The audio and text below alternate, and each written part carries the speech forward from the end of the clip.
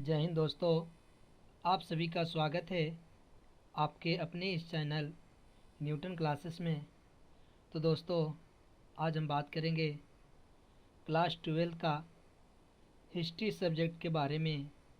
दोस्तों, हम लोग हिस्ट्री का एक सीरीज चला रहे थे जो 2011 से लेकर के 2024 तक जितना भी बिहार बोर्ड के द्वारा लघुतरीय प्रश्न पूछा गया है वो सारा हम लोग कवर करने वाले हैं, जो हम लोग 97 तक कवर कर चुके थे। ये देखिए अभिलेख किसे कहते हैं, यहाँ तक हम लोग कर चुके थे। दोस्तों, आज हम लोग 98 से लेकर के 107 तक देखेंगे।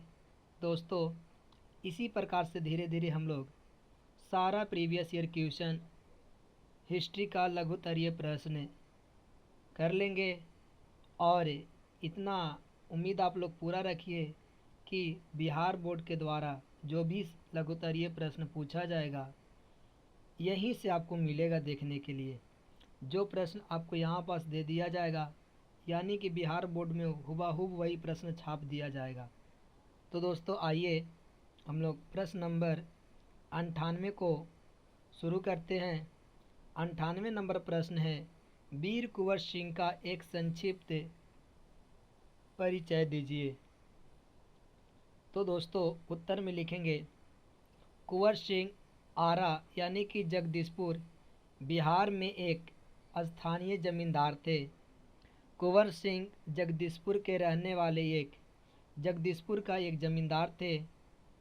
वह जमींदार होने के कारण लोगों में राजा के नाम से विख्यात थे। दोस्तों, आगे हम लोग लिखेंगे कि कुंवर सिंह की उम्र बहुत थी तो भी उन्होंने आजमगढ़ तथा बनारस में अंग्रेजी फौज को पराजित किया था। सबसे पहले याद रखेंगे कि अंग्रेजी फौज का पराजय कहाँ किया था, तो आजमगढ़ और बनारस में। आगे चलेंगे दोस्तों तो हम लोग जानेंगे कि उन्होंने छापामार युद्ध पद्धति से अंग्रेज़ों के दांत खट्टे कर दिए। तो याद रखिएगा, छापामार युद्ध पद्धति किसने अपनाए थे तो याद रखेंगे वीर कुंवर सिंह ने। उन्होंने ब्रिटिश सेनापति मार्कर को पराजित कर गंगा पार उसने प्रमुख किले जगदीशपुर पहुंचने में सफलता प्राप्त की और अप्रैल 1858 में उनकी मृत्यु हो गई। तो दोस्तों, ये वीर कुंवर सिंह का कहानी अब समाप्त होता है। अब आते हैं क्वेश्चन नंबर 99। कब और क्यों साइमन कमीशन भारत आया? तो आइए हम लोग जानेंगे। तो उत्तर में लिखेंगे 1999 ईस्वी के एक्ट के अनुसार यह निर्णय हुआ था कि प्रत्येक 10 वर्ष के बाद सुधारों का मूल्यांकन करने के लिए इंग्लैंड से एक कमीशन भारत आएगा। ठीक है, यह 10 वर्ष के बाद था।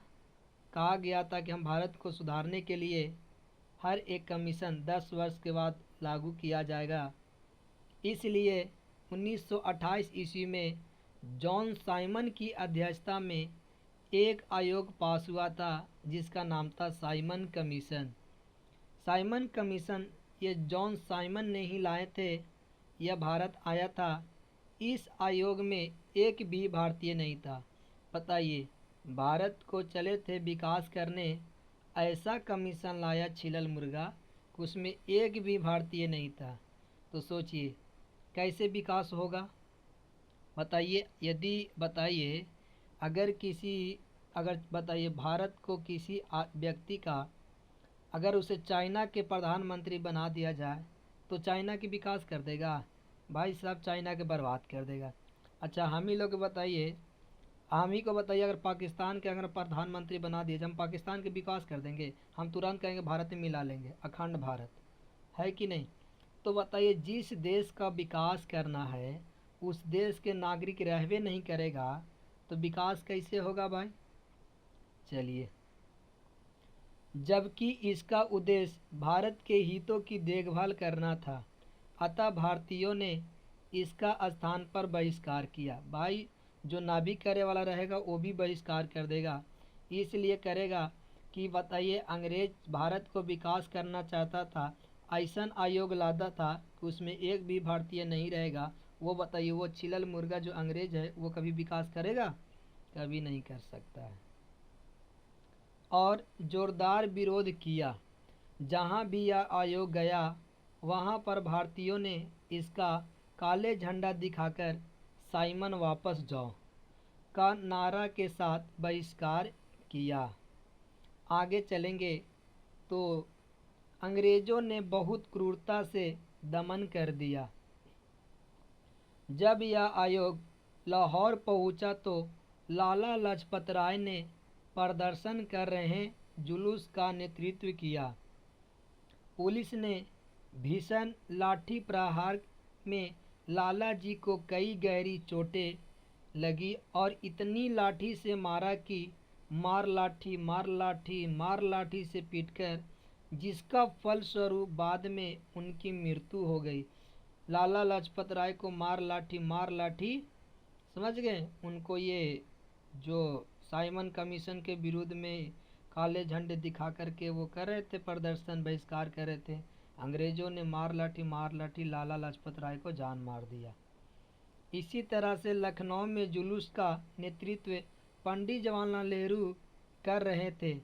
उन पर भी जब लाठी प्रहार होने लगा तो गोविंद बल्लभ पंत ने तुरंत अपना सिर उसके सिर पर रख दिया, जिसके फलस्वरूप पंत जी को पक्षाघात हो गया और जीवन भर वो अपनी गर्दन सीधी रखकर ना बैठ पाए।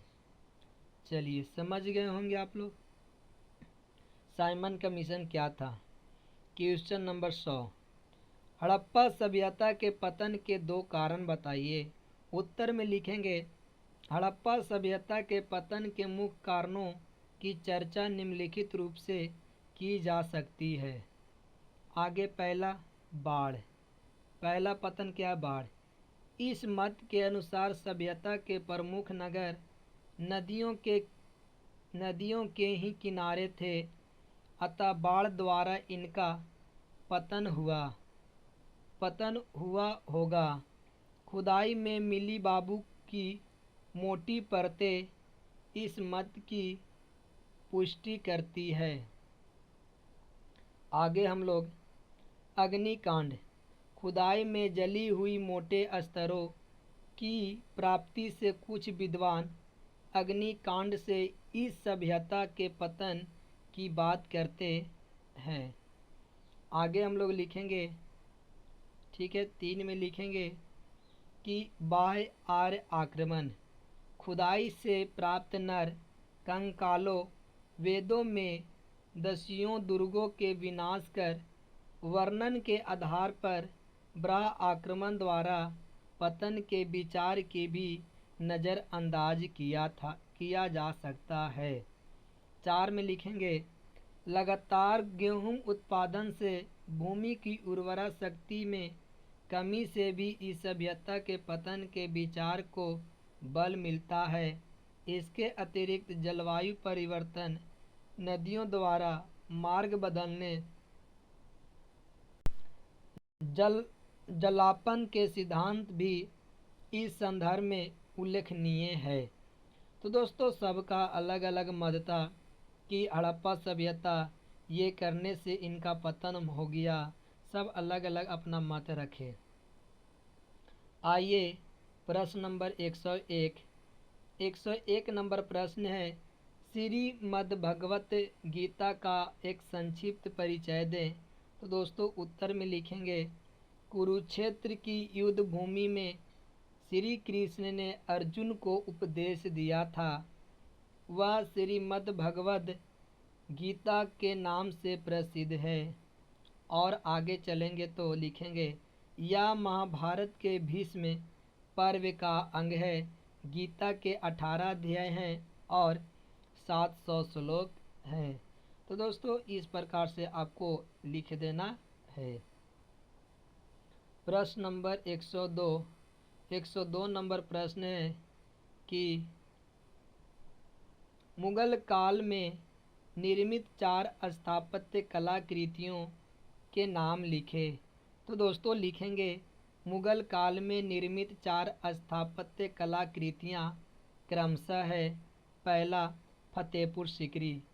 यह मुख्य रूप से लाल बलुआ पत्थर से बना शहर है जिसे मुगल सम्राट जलाल-उद-दीन मुहम्मद अकबर ने महान सूफी संत शेख सलीम चिश्ती के सम्मान में बनाया था। तो याद रखेंगे फतेहपुर सीकरी किस सूफी संत के सम्मान के लिए बनवाया गया था? तो शेख सलीम चिश्ती। दोस्तों बहुत इंपॉर्टेंट क्वेश्चन है, ये आप लोग ध्यान में रखिएगा। रेड कलर, ये जो ग्रीन कैसा ये कलर, ये आप लोग पता पिंक कलर है क्या? हम कलर भी सही से नहीं पहचान पाते हैं, तो जितना हाईलाइट करती है ऑब्जेक्टिव आपको बहुत इम्पोर्टेंट रहेगा। इसका निर्माण 1571 से 1585 के बीच मुगल बादशाह अकबर ने करवाया था। ध्यान में रखेंगे, आपके लिए अच्छा होगा और आपके एग्ज़ाम के लिए सुपर हो जाएगा। बुलंद दरवाज़ा, इसका निर्माण अकबर ने किया था। ताजमहल, इसे 1632 ईस्वी में मुगल सम्राट शाहजहां द्वारा अपनी पसंदीदा पत्नी मुमताज़ महल की याद में बनाया था। बताइए, ताजमहल शाहजहां ने अपनी पत्नी की याद में, इन्होंने मुमताज़ की याद में ताजमहल बना दिया। बताइए, आज किसी की याद में कुछ बनने वाला नहीं है। चलिए, पहले के एक ज़माना भी था। लाल किला, इसका निर्माण मुगल बादशाह शाहजहां ने करवाया था। लाल किला का निर्माण 12 मई 1638 को शुरू हुआ था और 1648 में बनकर तैयार हुआ था।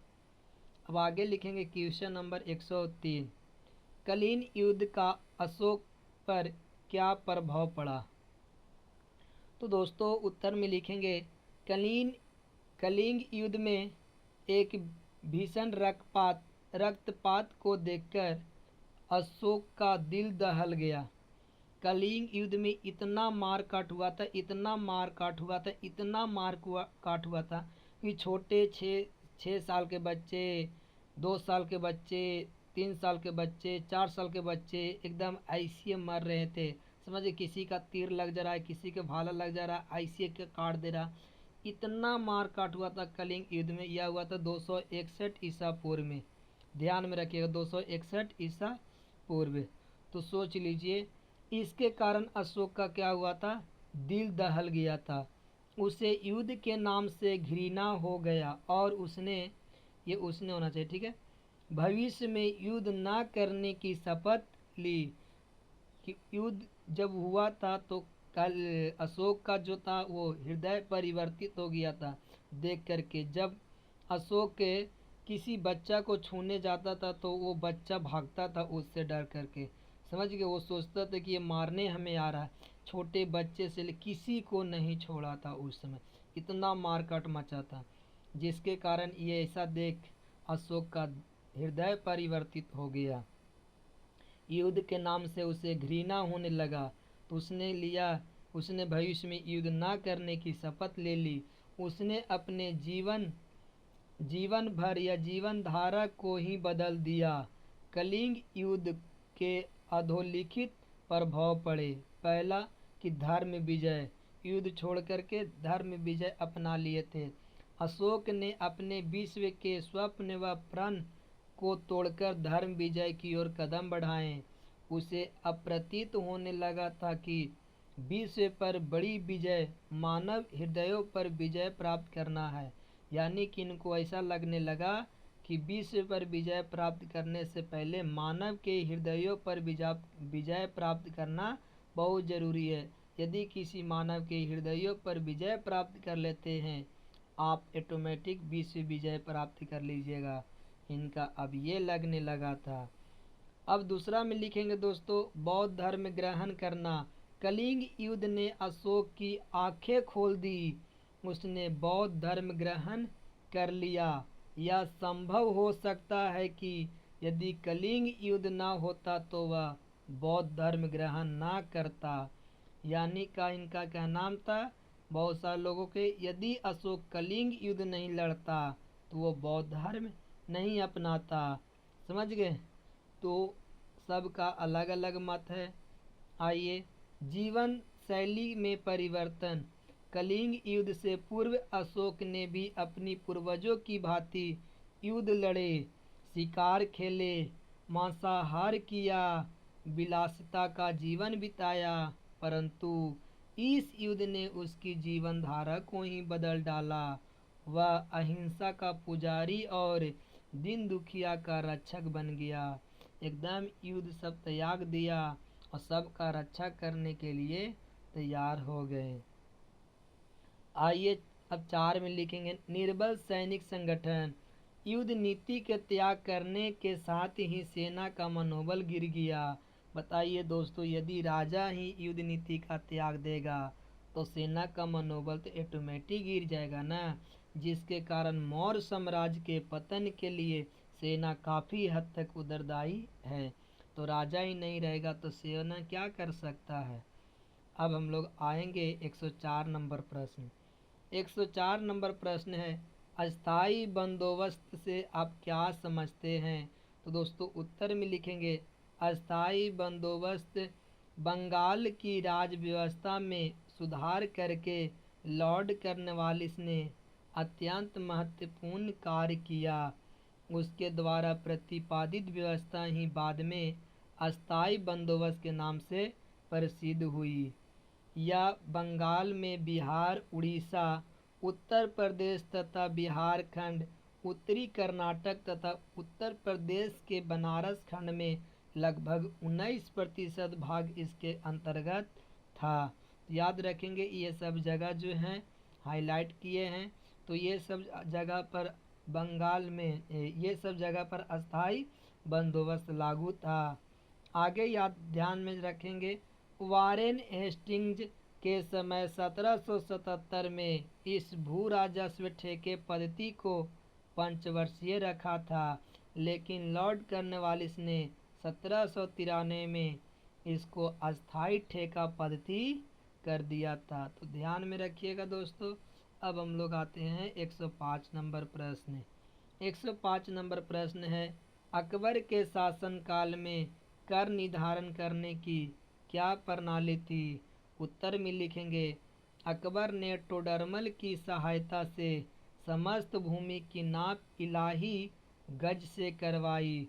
समस्त जमीन को ओलज, पैरोती, चच्चर और बंजर में विभक्त कर उपज के अनुसार लगान की राशि तय की गई। जिस प्रकार से आपका उपज होगा, जितना होगा उसी हिसाब से आपका लगान को भुगतान करना पड़ेगा। 1580 में लगान वसूली के लिए 10 साला प्रबंध या जब्ती व्यवस्था लागू की गई। उपज बढ़ाने के लिए किसानों को सहायता दी जाती थी।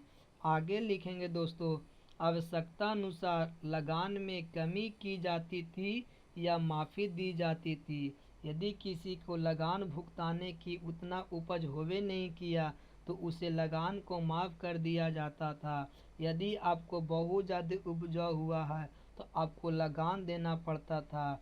समझ गए। ज़्यादा उपजाऊ नहीं हुआ है, कम हुआ है तो आपको थोड़ा सा लगान देना पड़ता था। एकदम फसल बर्बाद हो गया तो आपको लगान नहीं देना पड़ता था। इसलिए अकबर को महान सम्राट के नाम से जाना जाता था, क्योंकि सबको देख करके ये चलने वाला था। सबको, समाज को एकजुट करके चलने वाला ये था। तब तो इतना लंबे समय तक इन्होंने शासन किया था और बहुत सारे राजा आए थे, एका से एक आए थे, लेकिन ढेर दिन तक टिक नहीं पाए थे। वो सोचते थे कम समय में बहुत सारे लूट के रख लें, तो ऐसा इम्पॉसिबल है दोस्तों। यदि आपको लंबे समय तक टिकना है तो लंबे समय तो तभी टिक पाइएगा, समाज से बढ़िया काम कीजिए और आप हल्के हल्के मात्रा में लूटिए। ये नहीं कि नहीं लूटिए, हल्के हल्के मात्रा में लूटिए, तब लंबे समय तक टिकिएगा। नहीं तो फिर अगर सोचिएगा कि हम एक ही बार सारा हड़प लें तो भाई इम्पॉसिबल है। ये मत सोचिए कि हम ये बोल रहे लूटिए। भाई कोई सा भी राजा रहेगा वो पक्का लूटेगा ही लूटेगा, ईमानदार नहीं रहेगा। हल्के हल्के लूटेगा तो ज़्यादा समय तक रहेगा, समाज के लिए काम करते रहेगा, समाज के नज़र में रह के लूटेगा तो और ज़्यादा दिन तक रहेगा। वो सब तो उनको ऊपर डिपेंड करता है कि लूट कैसे रहा है। आइए आगे 106 नंबर प्रश्न। मोहनजोदड़ो के विशाल अन्नागार के विषय में लिखे। तो लिखेंगे उत्तर में मोहनजोदड़ो की सभ्यता के दौरान बड़े बड़े अन्न भंडार मिले हैं। यह भवन मोहनजोदड़ो के विशाल स्नानागार के पश्चिम में बना है। इसकी लंबाई 150 फुट और चौड़ाई 75 फुट है। इसमें हवा आने जाने की व्यवस्था है। इसके उत्तर की ओर चबूतरा है जिसका इस्तेमाल अनाज रखने और निकालने के लिए किया जाता है। तो दोस्तों इस प्रकार से आपको ये प्रश्न का उत्तर लिख देना है। प्रश्न नंबर 107। 107 नंबर प्रश्न है मौर्यकालीन इतिहास के 4 अभिलेखीय स्रोत को लिखे। उत्तर में लिखेंगे मौर्यकालीन इतिहास के प्रमुख स्रोतों का विवरण निम्नलिखित है। पहला, मेगास्थनीज की इंडिका। मौर्यकालीन भारत के विषय में ज्ञान प्राप्त करने के लिए मेगास्थनीज द्वारा रचित इंडिका एक महत्वपूर्ण ग्रंथ है जिसमें तत्कालीन शासन व्यवस्था, सामाजिक, राजनैतिक व आर्थिक अवस्था पर महत्वपूर्ण विवरण मिलता है। दोस्तों अब हम लोग दो में लिखेंगे कौटिल्य तत्व का अर्थशास्त्र। कौटिल्य का अर्थशास्त्र भी तत्कालीन भारत के विभिन्न पहलुओं पर प्रकाश डालता है जिससे मौर्य के बारे में पता चलता है। दोस्तों आगे लिखेंगे विशाखदत्त मुद्रा राक्षस। इस प्रमुख ग्रंथ में नंद वंश का चंद्रगुप्त द्वारा नाश का वर्णन है। विशाखदत्त मुद्रा राक्षस में है दोस्तों कि इसमें नंद वंश के विनाश का आपको मिलेगा वर्णन। आइए 4 में लिखेंगे जैन और बौद्ध धर्म साहित्य। जैन और बौद्ध धर्म दोनों धर्मों के साहित्य में तत्कालीन समाज, राजनीतिक आदि की जानकारी प्राप्त होती है। तो दोस्तों 5 में लिखेंगे अशोक के शिलालेख। स्थान स्थान पर लगे अशोक के शिलालेख से भी मौर्यकालीन प्रशासन, धर्म, समाज, अर्थव्यवस्था आदि पर प्रकाश पड़ता है। तो दोस्तों इस प्रकार से आप लोग का ये 107 तक प्रश्न करा दिए हैं। दोस्तों उम्मीद करते हैं कि आप लोग की यह वीडियो पसंद आया होगा। ठीक है दोस्तों, मिलते हैं नेक्स्ट वीडियो में। जय हिंद, जय भारत।